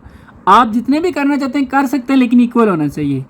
ठीक है जी, ये हो गया -4 और -5 फिर -6। ठीक है जी, आगे लिखना चाहे आपकी चॉइस है, लेकिन हमें जो ज़रूरत है हम वही लिख रहे हैं। अब वाई पे अगर बात करें तो वाई ये होता है दूसरे वाला, देखिए 2 है, 2 5 5। एक तो इसमें है सारे पॉजिटिव, नेगेटिव लिखने की ज़रूरत ही नहीं है, और पॉजिटिव ज़्यादा से ज़्यादा आपने 5 तक लिख लेना है। ठीक है, अब हम क्या करते हैं, यहाँ पर भी 2 बॉक्स छोड़ के ये 1 किया, फिर ये हमने 2 कर लिया और ये हमने 3 कर लिया जी। इसके बाद ये हमारे पास आ जाएगा 4 और इसके बाद जी हमारे पास ये आ जाएगा 5। क्योंकि हमें 5 तक ज़रूरत है, हम 5 तक लिख लेते हैं। अब ड्रा करते हैं इन पॉइंट्स को। देखिए जी, ये पॉइंट कैसे ड्रा होगा, ए का जो है ना -x एक्सिस क्या है, -6, तो ये -6 है। ठीक है, अब आपने डॉट लगाना नहीं है, अब डॉट इन दोनों की मदद से लगेगा। -6 को आपने y की 2 तक लेके जाना है, तो ये x का -6 है, इसको आपने ऊपर यानी कि ये जो y की 2 है ना यहाँ तक लेके जाना है। तो इसकी जो लाइन बन रही है जी ये, और इधर से जो है ना ये बन रही है लाइन, तो इधर से और इधर से ये जो पॉइंट बन रहा है ना ये वाला, ये पॉइंट होगा फाइनल, और इस पॉइंट का नाम है जी, इस अकॉर्डिंग टू आपके जो दिए हुए बुक में क्वेश्चन, ए। और इसको हम बेशक लिख लें आप या बाद में लिख लें, आपकी तब भी चॉइस है, तो हम लिख लेते हैं जी। ये हमारे पास पॉइंट ए है, और ए कैसे बना है, ये बना है जी x के -6 से और y की 2 के। ठीक हो गया। अब हमने दूसरा पॉइंट ड्रा करना है बी।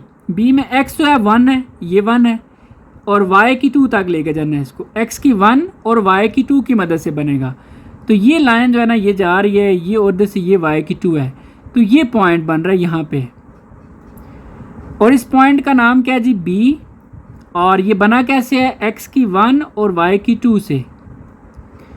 ठीक है जी। अब C जो पॉइंट है ये x की तो 1 नहीं है, ये 1 नहीं है, और ये y की 5 तक, ये देखें ये 2, यहाँ पर 3 4 और ये 0.5 बन रहा है, और ये ऐसा पॉइंट है जो यानी कि x की देखा जाए तो 1 और y की 5 से बना है। तो बेशक इसको आप लिख भी लें कि ये 1 और 5 है, और इसका नाम है जी C। अब लास्ट पॉइंट D आपने ड्रा करना है, -6, तो ये x का -6 ये हुआ, और y की 5 है, तो ये -6, और इसको आप मज़ीद y की 5 तक लेके जाएं, इधर से ये आएँ। ठीक है जी, और इधर से ये लाइन जो जा रही है यहाँ पे आके ना ये पॉइंट ड्रा हो जाएगा। ठीक है, जिसको बेशक लिख लें कि ये पॉइंट D है, और ये बना है जी -6 और 5 की मदद से ये पॉइंट ड्रा हो गए। अब आपने क्या करना है, स्केल की मदद से इन चारों पॉइंट्स को आपस में ज्वाइन कर देना है। तो हम ज्वाइन भी कर लेते हैं जी, तो ये हमारे पास ये ज्वाइन हो गया। आपने स्केल से कर लेना है, थोड़ा सा बेहतर हो जाएगा। और ये एक पॉइंट हो गया, इसके बाद ये हमारे पास पॉइंट है, और ये जी ठीक हो गया जी। तो ये देखें, आप देखें शेप भी बन गया, और ये प्रॉपर रेक्टेंगल भी है, ये ग्राफिकली प्रूफ भी है हमारे पास। ठीक है जी। अब हम यहाँ पे ना एक स्टेटमेंट लिख लेते हैं। वो स्टेटमेंट हमने क्या लिखी कि graph also show that given points form a rectangle. ये जो गिवन पॉइंट्स थे ये रेक्टेंगल बनाए, या given points are the vertices of a rectangle. ठीक है जी, ये एक प्रॉपर तरीका है जो आप बोर्ड के पेपर में यूज़ करेंगे। अब आपको मैं एक पेज पे ड्रा करके बता देता हूँ ताकि जो आपका स्कूल वगैरह में टेस्ट हो उसको आप पेज पे भी कर लें। ठीक है, तो जी देखें पेज पे कैसे बनेगा। आपने सिंपली ये एक लाइन ड्रा करनी है। ठीक है, मैं तो बिल्कुल हैंड से बना रहा हूँ, आपने कोशिश करनी है स्केल यूज़ करना है। ये वाई एक्सिस है और ये आपके पास हो गया जी एक्स एक्सिस। ठीक है जी, अब आपने ये जो पॉइंट्स है ना ये ड्रा करना है। ये पॉइंट्स में नंबरिंग में आपको बता चुका हूँ कि आपने यहाँ पे जैसे ये लिखा हुआ था वैसे ही हमने लिखना है, और एक्स एक्सिस पे हमें ज़्यादा से ज़्यादा जो है ना वो 1 तक रीडिंग चाहिए। ठीक है, और वाई नेगेटिव पे -6 तक चाहिए। तो पहला जो आता है ये एक्स है, ये वाई होता है, इसी तरह ये एक्स है, ये वाई है, फिर इसी तरह ये एक्स है और ये वाई है, और ये एक्स और ये वाई है। ठीक है जी, तो अब हमने क्या किया, ये हमारे पास ओरिजिन है, एक्स पे हमने 1 तक जाना। देखिए ये सपोज 1 कर लिया। अब ना रफ से एक अंदाजे से आपने देखा कि ये जितना गैप है इतना ही गैप मैं ये यहाँ पे बना लेता हूँ।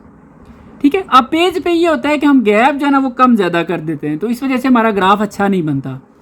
अब नेगेटिव पे हमें पता है जी माइनस तक चाहिए, तो ये -1 और ये -2, ये -3, ये -4 और -5, इसके बाद जी -6।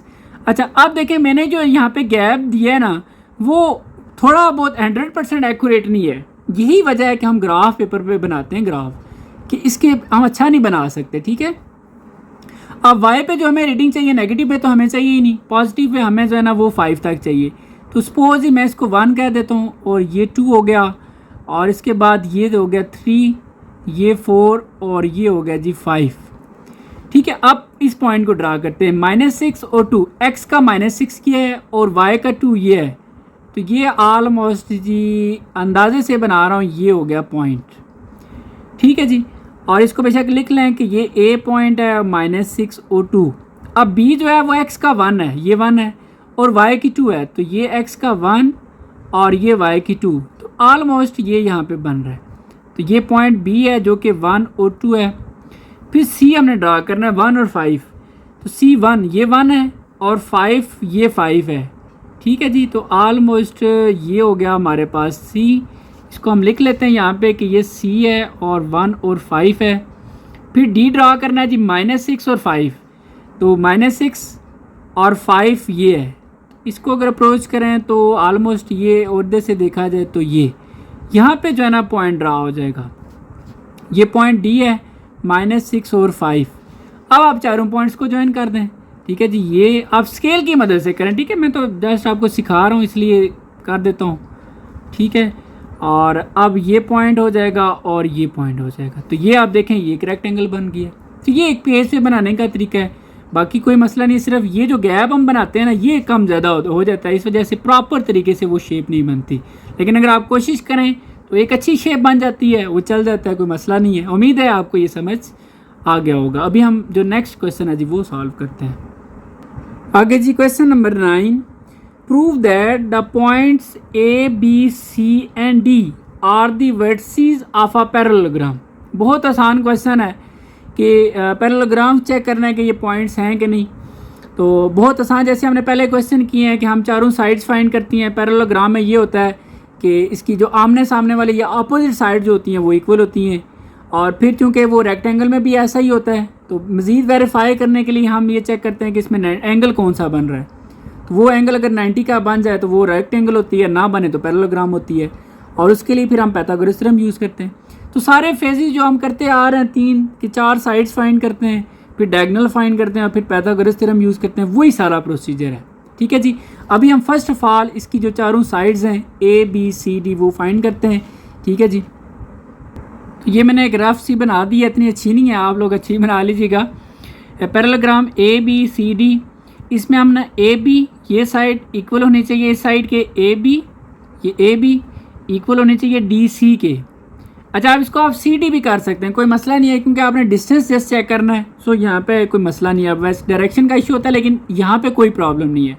आप ए बी आप सी डी भी फाइंड करके देख सकते हैं, नहीं तो डी सी कर लें, एक ही आंसर आएगा, क्योंकि डिस्टेंस है ना यहाँ से लेकर यहाँ तक, या यहाँ से लेकर यहाँ तक, ये एक ही बात है।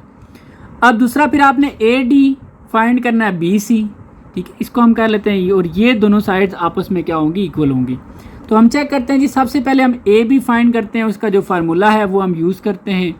तो लिख लेते हैं जी, ए बी इसमें फाइंड करते हैं जी x2 - x1, तो ये 3, ये माइनस और ये माइनस प्लस हो जाएगा whole square plus y2 minus y1 तो 0 माइनस 0 होल स्क्वायर। ठीक है जी, इसको अब देखें 3 प्लस 3 हमारे पास होता है 6 और 0 माइनस 0 ये 0 ही रहेगा। और इसके बाद अगर हम देखें तो ये 36 बन जाएगा और प्लस 0 और 0 प्लस 36 ये आ जाएगा 36 और 36 का आंसर आ जाएगा 6। इसको आप नाम दे दें 1 का। अब हमने दूसरी साइड फाइंड करें जी डी सी। इसको आप सी डी भी कर लें तब भी ठीक है, डी सी कर लें तब भी ठीक है। ठीक है, अब इसमें वैल्यूज़ पुट कर लेनी है जी। x2 हमारे पास 6 minus 0 whole square plus y2 minus y1 तो 4 माइनस 4 होल स्क्वायर। ठीक है जी, 6 माइनस 0 ये हो जाएगा 6 का स्क्वायर प्लस 4 माइनस 4 0 का स्क्वायर और इसके बाद 6 का स्क्वायर 36 प्लस 0 और ये 36 आएगा और इसके बाद ये आ जाएगा 6। तो ये देखें जी अपोजिट साइड जो थी 6 और 6 ये दोनों तो इक्वल हो गई हैं। अब बाकी जो दो साइड्स हैं वो भी हमने देखनी है। अब हम फाइंड करेंगे जी नेक्स्ट ए डी। ठीक है जी, ए डी इसमें वैल्यू आप पुट करते हैं तो 0 माइनस माइनस प्लस 3 हो जाएगा और y2 माइनस y1 तो 4 माइनस 0 होल स्क्वायर। ठीक है जी, अब ये हो जाएगा 3 का स्क्वायर प्लस 4 माइनस 0 ये 4 का स्क्वायर। इसको मज़ीद सॉल्व करें तो 3 का स्क्वायर 9 प्लस 4 का स्क्वायर 16 और 16 और 9 ये आ जाता है जी 25 और 25 का जब आप इसके रूट लेंगे तो ये आ जाएगा 5। तो ये होगी जी तीसरी साइड। अब हम जो लास्ट साइड है जी वो है बी सी, ये फाइंड करके देखते हैं। तो देखें जी बी सी फाइंड करने लगे तो x2 minus x1 6 minus 3 whole square plus y2 minus y1 तो 4 माइनस 0 होल स्क्वायर। ठीक है जी, 6 माइनस 3 ये हो जाएगा 3 का स्क्वायर प्लस 4 माइनस 0 ये हो जाएगा 4 का स्क्वायर और इसको सॉल्व किया जाए तो 3 का स्क्वायर 9 4 का स्क्वायर 16 और 9 प्लस 16 25 और 25 का आ जाएगा जी 5। तो ये होगी फोर्थ साइड। अब अगर हम देखें फ्रॉम 1 2 एंड 3 यहाँ पर लिख लेते हैं जी। From 1 2 3 and 4 A B equal है डी सी के और ए डी इक्वल है बी सी के, यानी कि अपोजिट साइड्स आर इक्वल। तो यहाँ पे कुछ परसेंट हम कह सकते हैं कि ये पैरेललोग्राम है, लेकिन ये जो चीज़ है ये रेक्टेंगल के अंदर भी होती है। तो फिर हमें कैसे पता चलेगा कि ये रेक्टेंगल है या पैरेललोग्राम है? रेक्टेंगल के अंदर 90 का एंगल बनता है और पैरेललोग्राम के अंदर 90 का एंगल नहीं बनता। और ये चीज़ वेरीफाई होती है पाइथागोरस थ्योरम से। और पाइथागोरस थ्योरम भी यूज़ करने के लिए आपको हाइपोटेन्यूज चाहिए होगा और इस शेप के अकॉर्डिंग देखा जाए तो वो हाइपोटेन्यूज डायगोनल कहलाता है। अभी हम डायगोनल फाइंड करते हैं और फिर पाइथागोरस थ्योरम यूज़ करेंगे। तो डायगोनल हम फाइंड करेंगे जी ए सी। ठीक है, ए लिख लिया, सी लिख लिया, एड भी हम डिस्टेंस फार्मूला भी लिख लिया, हम यूज़ करते हैं। तो आप देखें x2 माइनस x1 तो 6 माइनस और ये माइनस प्लस 3 हो जाएगा और y2 माइनस y1 तो 4 माइनस 0 होल स्क्वायर। ठीक है जी, 6 प्लस 3 ये 9 का स्क्वायर प्लस 4 माइनस 0 ये हो जाएगा 4 का स्क्वायर। इसको सॉल्व करें तो 9 का स्क्वायर बनता है जी 81 और 4 का स्क्वायर 16। अब इन दोनों को अगर ऐड करें तो ये ऑलमोस्ट बन जाता है जी 97। ठीक है, इसको सॉल्व करने की ज़रूरत नहीं है, तो ये डायगोनल हमारे पास आ चुका है। अब हम यूज़ करेंगे पाइथागोरस थ्योरम। डायगोनल इसलिए यूज़ किया है क्योंकि जब हम पाइथागोरस थ्योरम यूज़ करेंगे ना तो उसमें हमें ये साइड चाहिए होती हैं हाइपोटेन्यूज, परपेंडिकुलर और बेस। तो ये जो डायगोनल है ये एक्चुअली एज अ हाइपोटेन्यूज जो है वो एक्ट करता है, तो इसलिए हम इसको पहले फाइंड करते हैं। ठीक है जी, ये हमने लिख लिया। We now we use Pythagoras theorem. ये हाइपोटेन्यूज का square plus is equal to base का स्क्वायर प्लस परपेंडिकुलर का स्केल और इस शेप के अकॉर्डिंग जो हाइपोटेन्यूज है वो ए सी है। ठीक है, और इसलिए मैंने डायगोनल फाइंड भी किया था। बेस जो है वो ए बी है, परपेंडिकुलर जो है वो बी सी है। वैल्यू पुट कर लेते हैं। ए सी की वैल्यू जो है वो हमारे पास आ रही है 97 इसका होल स्क्वायर और ए बी की जो वैल्यू है ये हमारे पास है जी 6 और इसका स्क्वायर आ जाएगा और बी सी की जो वैल्यू है वो है 5 और इसका आ जाएगा स्क्वायर। अब ये हो गया कैंसिल। 97 इज इक्वल टू 6 का स्क्वायर 36 और 25 का स्क्वायर आ जाता है जी 25। अब अगर इन दोनों को ऐड करें तो ये आता है जी 61। ठीक है, और ये 97। अब मुझे बताएं क्या 97 61 के इक्वल होता है? तो ये बिल्कुल भी ठीक नहीं है, गलत है। तो इट्स मीन ये कंफर्म हो गया कि इसके अंदर 90 का एंगल नहीं बन रहा, ठीक है। सो यहाँ पर हम लिख लेते हैं कि angle is not right angle, ठीक है। जब राइट एंगल नहीं है मतलब 90 का एंगल नहीं है तो इट्स मीन ये रेक्ट एंगल नहीं है। अब फाइनल कंफर्म आप कह सकते हैं कि ये जो शेप है ये बिल्कुल जो है ना वो पैरेललोग्राम ही है, ठीक है। अब स्टेटमेंट लिख लेते हैं एक, the given points are the vertices of a parallelogram. उम्मीद है कि आपको समझ आ गई होगी। अभी हम नेक्स्ट जो क्वेश्चन है वो सॉल्व करते हैं। आगे जी next question number 10, show that A B C and D are the vertices of a rectangle.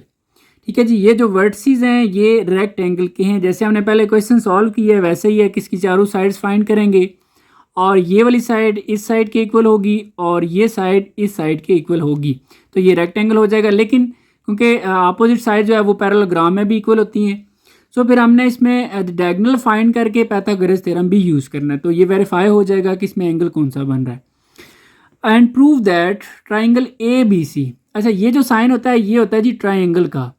अब ट्राइंगल कौन सी है, ए बी सी, ये तब बनेगी जब आप ये डायगोनल ड्रा करेंगे, ठीक है जी। एक डायगोनल ये बन गया, तो अब ए बी सी ये जो ट्राइंगल है, और इसी तरह ट्राइंगल ए बी डी, तो ये वाला जब आप ड्रा करेंगे ये डायगोनल दूसरा, ठीक है, तो ये ए बी डी, तो ये एक और ट्राइंगल बन जाती है। तो वो कह रहे हैं कि ये जो दोनों ट्राइंगल्स हैं ये राइट ट्राइंगल्स हैं। राइट ट्राइंगल का मतलब होता है कि इनके अंदर जो एंगल बन रहा है वो 90 का है। तो ये बात वेरीफाई हो जाएगी पाइथागोरस थ्योरम से ही। तो बड़ा आसान है। अभी हम सबसे पहले इसकी जो चारों साइड्स हैं वो फाइंड करते हैं। और चारों साइड्स कौन कौन सी हैं जी, आप रैंडम में वाले लिख लेते हैं कि ए बी फाइंड करेंगे और फिर डी सी फाइंड करेंगे, इसी तरह ए डी और बी सी, ठीक है जी। ये दोनों आपस में इक्वल होंगे और ये दोनों आपस में इक्वल होंगे, ये तो हमने चेक करना है, ठीक है। अभी हम फाइंड करते हैं जी ए बी। अब इसमें ये वैल्यू पुट करते हैं जी, x2 minus x1 8 minus 2 whole square plus y2 minus y1, तो -1 और ये माइनस प्लस 1 हो जाएगा, ठीक है जी, होल स्क्वायर। और इसके बाद 8 माइनस 2 ये हो जाएगा 6 का स्क्वायर प्लस -1 प्लस 1 ये 0 का स्क्वायर। और इसको देखें तो 6 का स्क्वायर ये बन जाएगा 36 प्लस 0, और इस तरह ये आ जाएगा हमारे पास 36 और ये 6। अभी हम डी सी फाइंड करेंगे और ये वैल्यू हम इसमें पुट कर लेते हैं जी, x2 minus x1 8 minus 2 whole square plus y2 minus y1 3 minus 3 whole square हो जाएगा। इसको सॉल्व करते हैं तो 8 माइनस 2 ये हो जाएगा 6 का स्क्वायर प्लस 3 माइनस 3 ये हो जाएगा 0 का स्क्वायर, और इसके बाद 6 का स्क्वायर 36 प्लस 0, और ये बनेगा जी 36 और ये आ जाएगा 6, तो ये हमारे पास 2 हो गया। अब हम तीसरी साइड जो है वो फाइंड करते हैं ए डी। अभी हम ए डी फाइंड करते हैं, x2 माइनस x1 तो ये 2 माइनस 2 होल स्क्वायर हो जाएगा प्लस y2 माइनस y1 तो ये 3, और ये माइनस हो जाएगा प्लस 1 होल स्क्वायर। इसको आगे सॉल्व करें, 2 माइनस 2 ये 0 का स्क्वायर प्लस 3 प्लस 1 ये 4 का स्क्वायर, और इसके बाद 0 का स्क्वायर 0 हो जाएगा, 4 का स्क्वायर 16, और ये फाइनल 16 आएगा, और इसके बाद 16 का जो स्क्वायर रूट है वो 4 आ जाएगा, तो ये हमारे पास आ जाएगा 3। अब नेक्स्ट जी बी सी फाइंड करना है, x2 माइनस x1 तो ये 8 minus 8 whole square plus y2 minus y1 तो ये 3, ये माइनस और ये माइनस प्लस 1 होल स्क्वायर हो जाएगा। इसके बाद 8 माइनस 8 ये हो जाएगा जी 0 का स्क्वायर प्लस 3 प्लस 1 ये 4 का स्क्वायर, और मज़ीद देखा जाए तो 0 का स्क्वायर 0 और 4 का स्क्वायर ये हमारे पास 16 आ जाएगा, 0 प्लस 16 ये हो जाएगा 16 and which is equal to 4, तो ये हमारे पास आ जाएगा जी 4। अब हमने इन चारों को देखना है, इनमें से हमने देखा कि जो ऑपोजिट साइड्स हैं वो आपस में इक्वल हैं, तो यहाँ पे हम लिख लेते हैं from 1 2 3 and 4 A B equal है डी सी के और ए डी इक्वल है बी सी के, यानी कि ऑपोजिट साइड्स क्या हैं वो इक्वल हैं। लेकिन सिर्फ ये काफ़ी नहीं है ये साबित करने के लिए कि ये रेक्टेंगल है, क्योंकि अब ये भी देखना है कि ये कंडीशन तो पैरेललोग्राम में भी होती है। अब हमें ये देखना पड़ेगा कि इसके अंदर एंगल कौन सा बनता है। तो एंगल के लिए हमें सबसे पहले जो इसका जो डायगोनल्स हैं वो फाइंड करने पड़ते हैं। तो ये अगर प्रूव करना है कि इसके अंदर 90 का एंगल है तो हमें ये डायगोनल चाहिए। अब डायगोनल क्यों चाहिए? देखिए, जब हम ना ये साबित करते हैं कि ये राइट ट्रायंगल, अगर ये राइट ट्रायंगल हो जाए तो राइट ट्रायंगल वो होती है जिसके अंदर 90 का एंगल हो। तो इसी तरह हमने ये भी देखना है ये वाला डायगोनल, क्योंकि क्वेश्चन में भी हमें कहा गया है कि आप ये प्रूव करें कि ए बी सी एक राइट ट्रायंगल है और ए बी डी भी एक राइट ट्रायंगल है। तो इन दोनों से भी हमारा क्वेश्चन जो है वो क्लियर हो जाएगा। तो फर्स्ट ऑफ ऑल हम टारगेट जो है वो डायगोनल फाइंड करना है। डायगोनल फाइंड करके फिर मैं आगे बताता हूँ कि आगे अब आपने क्या करना है। अभी जो डायगोनल है ए सी ये हम फाइंड करेंगे और इसमें अब ए सी की वैल्यू लिख लेते हैं, फार्मूला लिख लेते हैं। तो ये हम इसमें वैल्यूज अब पुट कर लेते हैं जी। x2 minus x1 8 minus 2 whole square plus y2 minus y1, तो ये 3 माइनस माइनस ये प्लस 1 होल स्केयर हो जाएगा। इसके अलावा 8 माइनस 2 6 का स्केयर प्लस 3 प्लस 1 ये आ जाएगा जी 4 का स्केयर।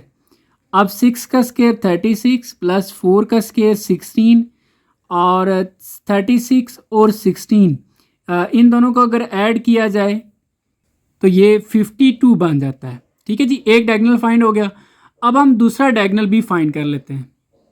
अब इसकी वैल्यूज़ यहाँ पे पुट करते हैं जी। x2 minus x1 2 minus 8 whole square plus y2 minus y1 3, ये माइनस माइनस प्लस 1 हो जाएगा। और इसके अलावा 2 माइनस 8 माइनस 6 का स्केयर प्लस 3 प्लस 1 4 का स्केयर आ जाएगा। और ये बनेगा जी 36 प्लस ये 4 का स्केयर 16, दोनों को ऐड करें तो ये भी हमारे पास 52 ही आ रहा है। ठीक है, दोनों डायगोनल्स फाइंड हो चुके हैं। अच्छा, अब क्वेश्चन में ये भी कहा हुआ है कि प्रूव दैट ट्राइंगल, ये ट्राइंगल का साइन होता है ए बी सी, ये ए बी सी, ए बी और सी ये ट्राइंगल, और ट्राइंगल ए बी डी, तो ये भी चेक करना है कि ये दोनों राइट ट्राइंगल हैं कि नहीं। अब हमने सिर्फ यही दोनों अगर चेक कर लेते हैं तो इसका मतलब है हमारा जो रेक्ट एंगल के अंदर एंगल 90 का है, क्योंकि ये राइट ट्राइंगल तब बनेगी अगर इसके अंदर 90 का एंगल हुआ, इसके अंदर भी 90 का एंगल हुआ। तो हमें हमारे साथ जो हमने ये रेक्टेंगल भी प्रूव कर रहे हैं ना, तो वो काम भी हमारा इसी के अंदर हो जाएगा। तो हम ये दोनों प्रूव करते हैं तो ऑटोमेटिकली ये भी प्रूव हो जाएगा। अगर ये दोनों राइट ट्रायंगल हुई तो इट्स मीन ये रेक्टेंगल भी होगी, अगर ये राइट ट्रायंगल ना हुई तो ये रेक्टेंगल भी नहीं होगी। तो अब हम क्या करते हैं जी, 1 बाय 1 पहले इसको प्रूव करते हैं कि ये राइट ट्रायंगल है कि नहीं, फिर इसको चेक करते हैं। अगर ये दोनों राइट ट्रायंगल हुई तो फाइनल वो रेक्टेंगल भी होगी। सो जी now we check triangle A B C right triangle. ये मैंने अलग से बना दी है ए बी सी ये वाली ट्राइंगल। ठीक है, राइट ट्राइंगल का मतलब हमने देखना है कि इसके अंदर यहाँ पर 90 का एंगल बन रहा है या नहीं। तो इसके लिए हम यूज़ करते हैं पाइथागोरस थ्योरम। पाइथागोरस थ्योरम क्या है जी कि हाइपोटेन्यूज का square is equal to base का स्क्वायर प्लस परपेंडिकुलर का स्क्वायर। और इस डायग्राम के अकॉर्डिंग जो हाइपोटेन्यूज है वो ए सी बन रहा है और जो बेस है वो ए बी बन रही है और जो परपेंडिकुलर है वो बी सी बन रहा है। ठीक है जी, अब हम इसकी वैल्यूज जो है वो पुट करते हैं। ए सी की जो वैल्यू है वो हमारे पास यहाँ पे √52 इसका होल स्क्वायर प्लस, और ए बी की जो वैल्यू है हमारे पास यहाँ पे 6 का स्क्वायर आ जाएगा और बी सी की जो वैल्यू है वो 4 है और 4 का स्क्वायर हो जाएगा। तो ये हो गया जी कैंसिल। 52 6 का स्क्वायर 36 प्लस 4 का स्क्वायर 16, इन दोनों को ऐड करेंगे तो ये 52 आ जाएगा। तो ये देखा जाए left hand side is equal आ गया है राइट हैंड साइड के। तो इसका मतलब ये हुआ कि ये जो हमारे पास ट्राइंगल ए बी सी है ये राइट ट्राइंगल है, इसके अंदर 90 का एंगल बन रहा है। सो हमने क्या लिख लिया जी कि एज हाइपोटेन्यूज इक्वल है बेस और परपेंडिकुलर के, so angle is right angle. Right angle mean 90 का एंगल है। जब भी ऐसी ट्राइंगल जिसके अंदर 90 का एंगल बन रहा हो उसको हम कहते हैं कि राइट ट्राइंगल है। So A B C is a right triangle. ये एक्सरसाइज के जो पार्ट 1 था बिल्कुल स्टार्ट में मैंने डिटेल से बताया हुआ है कि ये ट्राइंगल कौन सी होती है, राइट ट्राइंगल कौन सी होती है, इक्विलेटरल कौन सी होती है, ये सारी डिटेल मैंने आपको कंसेप्ट में क्लियर की हुई है। तो अभी हम जो दूसरी ट्राइंगल है जी वो देखते हैं कि वो भी राइट ट्राइंगल है या नहीं। अगर तो ये दोनों राइट ट्राइंगल बन जाती हैं सो फाइनली ये फिर ये भी प्रूव हो जाएगा कि ये वर्टिसेस जो है ये रेक्टेंगल के हैं। अच्छा जी, now we check A B D is right triangle. ठीक है, A B D is right triangle, इसको यूं भी हम कह सकते हैं बी ए डी, क्योंकि आप क्वेश्चन में जैसे कहा गया वैसे ही लिखा है। By using Pythagoras theorem. Pythagoras theorem क्या है, हाइपोटेन्यूज का square is equal to base का स्क्वायर प्लस परपेंडिकुलर का स्क्वायर। अब हाइपोटेन्यूज इस ट्राइंगल के अकॉर्डिंग बी डी बन रहा है, ये वाला, ये डायगोनल हमने ये एज अ डायगोनल भी है, हमने पहले फाइंड भी कर लिया था। और बेस जो है वो ए बी है, परपेंडिकुलर जो है वो ए डी है। अब हम इसकी वैल्यू पुट करेंगे और जो बी डी की हमारे पास वैल्यू है वो हमारे पास √52 है थी, और ए बी की जो वैल्यू है वो हमारे पास है 6, और ए डी की जो वैल्यू है वो हमारे पास है 4। अब हम इसको सॉल्व करें तो ये 52 और ये हो जाएगा 36 प्लस ये हो जाएगा 16। इन दोनों को ऐड करें तो ये 52 इज इक्वल टू 52। अब यहाँ पे भी right hand side left hand side is equal है राइट हैंड साइड के, तो इट्स मीन ये राइट एंगल है, इसके अंदर 90 का एंगल बन रहा है। अब यहाँ पे हम स्टेटमेंट लिख लेते हैं। हमने लिख लिया जी कि एज हाइपोटेन्यूज का स्क्वायर इज इक्वल है बेस का स्क्वायर प्लस परपेंडिकुलर का square, so angle is right angle, मतलब 90 का एंगल है। अगर तो वो 90 का एंगल है so triangle A B D is a right triangle. ठीक है जी, ये दोनों ट्राइंगल जो थी हमारी वो राइट ट्राइंगल है। अब इन दोनों से हम क्या कह सकते हैं कि ये एक रेक्टेंगल है। सो अब हम ये कह सकते हैं triangle A B C and triangle A B D is right triangle. So the given points, क्योंकि जो राइट ट्राइंगल हूँ तो इसका मतलब है उसके अंदर 90 का एंगल बन रहा है। अगर 90 का एंगल बन रहा है तो ये कंफर्म हो गया the given points are the vertices of a rectangle. तो यहाँ पे आपकी ये जो एक्सरसाइज है ये कंप्लीट हो जाती है। कोई क्वेश्चन हुआ तो आप कमेंट सेक्शन में लाजमी पूछिएगा। जो स्टूडेंट्स नए हैं चैनल को सब्सक्राइब कीजिएगा। अपना बहुत सारा ख्याल रखिएगा जी। अल्लाह हाफिज़।